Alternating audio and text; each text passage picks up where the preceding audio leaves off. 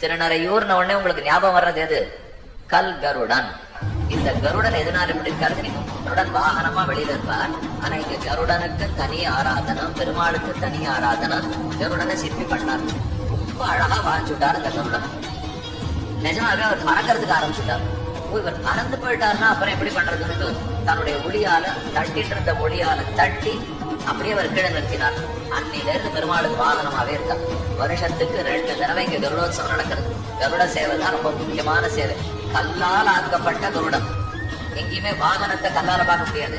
மரத்தால பார்க்கலாம், லோகத்தால பார்க்கலாம். ஆனா கல்லாலே பெருமாளுக்கு எழுந்தோள் இருக்கார். அந்த கருடோத்சவத்துல ஒரு தனி சிறப்பு. உள்ள 10 அடிக்கு 10 அடி ஒரு உள்ளதான் இருக்கார். கருடன் மட்டும் இருக்கார். பரப்பாடு அரைச்ச சின்ன இடம் கொண்டு அது மேல பெருமாள் எடுத்துட போயிடுவா. 8 பேர் மட்டும் எழப்பட்டு வருவா. அவ்வளவுதான் உள்ள போக முடியும். தோல்ல தண்டு வார வச்சு 8 பேர் வருவா.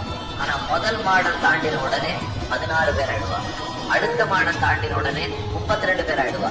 கடைசியில வீதியில வரைச்ச 64 பேர் ஆயிடுவா.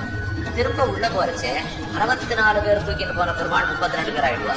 அப்ப வெளியில வரைச்சே லேசா இருக்கிற கருடன் போக போக வீதியில உலக வரைச்சு அத்தனை பாரமா வேதாத்மா வேகேஸ்வரான்னு எழுந்துள்ள பண்ணி வர. வேதம் வேறல்ல இருக்கும், கருடன் வேற அல்ல.